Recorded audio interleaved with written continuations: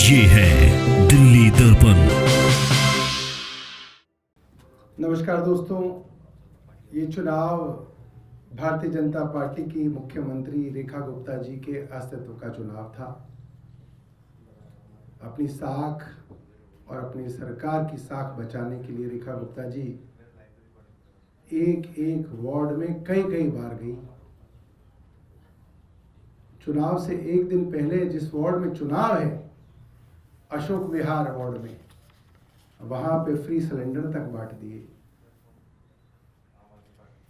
मगर जिस litmus test की बात अखबार 2 दिन पहले तक कर रहे थे कि 10 महीने की सरकार के लिटमस टेस्ट में सरकार पास होगी या फेल होगी, भारतीय जनता पार्टी के अपनी वार्डों में जो वार्ड डिलिमिटेशन के अंदर कार्व आउट करके अपने वार्ड बनाए गए थे, जिनमें भारतीय जनता पार्टी जीती थी, उन वार्डों को भी भारतीय जनता पार्टी इस बार हार गई।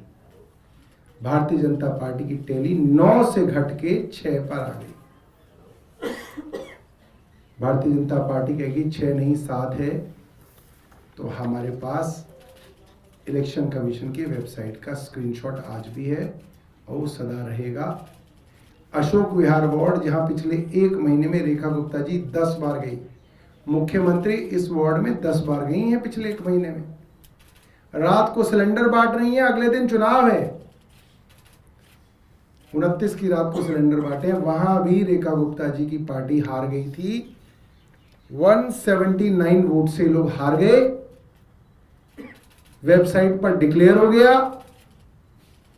बधाइयां आ गई, और फिर पता नहीं क्या गड़बड़ी करी है कि भारतीय जनता पार्टी को अशोक विहार के अंदर जिता दिया गया।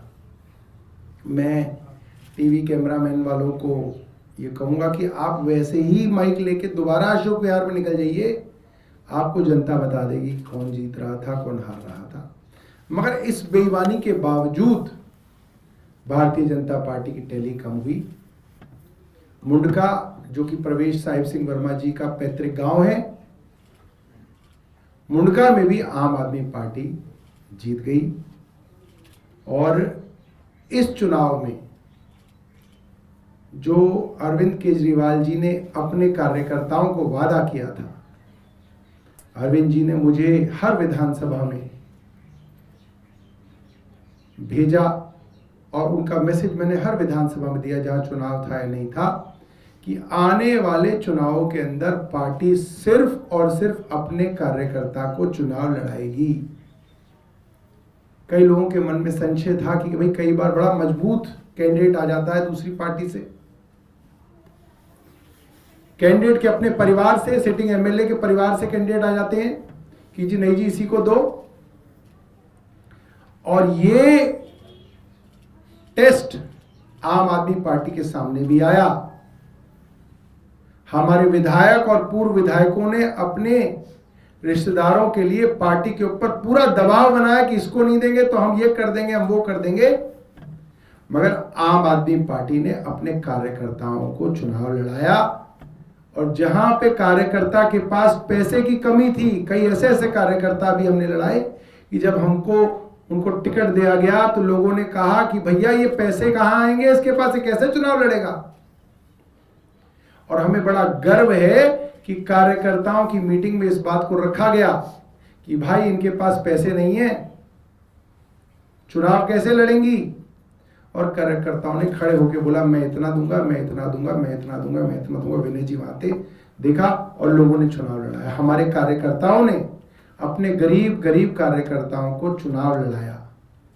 और मुझे लगता है कि इसको लेके आम आदमी पार्टी के कार्यकर्ताओं के अंदर एक बहुत जोश है, उम्मीद है कि भारतीय जनता पार्टी के पास जहां पे ये कसौटी कसने का समय आया, दिचाऊ वार्ड में भारतीय जनता पार्टी ने कहा हम एक परिवार में 2 टिकट नहीं देंगे, और भारतीय जनता पार्टी ने उसी परिवार में टिकट दी। उस कसौटी पे भारतीय जनता पार्टी हारी। और हमारे सामने भी सवाल आया कि देंगे या नहीं देंगे, विधायक के परिवार में देंगे। तो आम आदमी पार्टी ने विधायक के परिवार में टिकट नहीं दी और अपने गरीब कार्यकर्ता को लड़ाया। मुझे लगता है इस राजनीति से देश, समाज और दिल्ली आगे बढ़ेगा और भारतीय जनता पार्टी ने कॉम्प्रोमाइज करने के बावजूद, परिवारवाद के सामने नाक रगड़ने के बावजूद अपने लिटमस टेस्ट पे फेल हुई। मुझे लगता है कि दिल्ली को बहुत जल्द नया मुख्यमंत्री मिलने वाला है। मुख्यमंत्री को ये मालूम था, तमाम फर्जीवाड़ों के बाद प्रधानमंत्री की छठ की डुबकी पोस्टपोन होने के बाद मुख्यमंत्री के पद पर तलवार लटकी हुई है, इसलिए मुख्यमंत्री जगह जगह खुद वोट मांग रही थी। यहां तक भारतीय जनता पार्टी के नेताओं ने कह दिया कि अगर आम आदमी पार्टी का या किसी और का काउंसलर जीत गया तो अफसर काम नहीं करेंगे, ये तक कहा। भारतीय जनता पार्टी की सांसद बांसुरी स्वराज जी ने यहां तक कह दिया कि अगर दूसरी पार्टी का चुन लोगे तो अफसर काम नहीं करेंगे। इससे ज्यादा बड़ी बात क्या हो सकती है? कोई सांसद कह रही है कि अफसर काम नहीं करेंगे। क्यों नहीं करेंगे? अफसरों को तनख्वाह नहीं मिलती? क्यों नहीं करेंगे? क्योंकि भारतीय जनता पार्टी काम नहीं करने देगी। ऐसे भी धमकाया गया RWS को और उसके बावजूद इनकी टैली कम हुई। मैं बहुत बहुत धन्यवाद करूंगा दिल्ली की जनता को कि दिल्ली की जनता के इस काम से दिल्ली को एक बेहतर मुख्यमंत्री बहुत जल्द मिल सकता है। बहुत बहुत धन्यवाद, बहुत बहुत बधाई। आप कुछ कहना चाहते हैं? एक दो शब्द। जैसा कि अभी सौरभ भाई कह रहे थे, 1 साल सरकार के हुए हैं दिल्ली में, MCD में इनकी सरकार, और ये रिजल्ट ये दर्शाता है कि पहले 9 सीट भारतीय जनता पार्टी जीती थी, अब 7 पे आ गई है, 6 हो गई। एक तो बेईमानी कर लिया, 6 हो गई वो। तो उनकी उल्टी गिनती अब शुरू हो चुकी है। लोगों ने अपनी नाराजगी दिखाई है। तमाम संसाधन, तमाम तरह की हेराफेरी, तमाम तंत्र लगा करके, पुलिस लगा करके, लोगों को डरा करके, धमका करके, इसी अशोक विहार में वोट के दिन पोल जब हो रहा था उसको रोकने की तमाम कोशिश की। उसके बावजूद दिल्ली में इस 12 सीटों पे लोगों ने ये दिखाया है कि लोग नाराज हैं। मुझे ये लगता है, जैसा भी सौरभ भाई भी कह रहे थे, कि रेखा गुप्ता जी की एक ये एसिड टेस्ट था और उसमें वो फेल रही है। तो मैं इस बात से सहमत हूं कि अब दिल्ली को फिर से दूसरा कोई नया मुख्यमंत्री मिलने वाला है। बहुत बहुत धन्यवाद। मैं सौरभ भाई की बात में निश्चित तौर पर जोड़ना चाहूँगा कि आम आदमी पार्टी के कार्यकर्ताओं को टिकट देकर निश्चित तौर पे हमारा कैडर आज बहुत मजबूत हुआ और हर जगह कार्यकर्ता खुद निकल के आए और निश्चित तौर पे फाइनेंशियली भी हेल्प की।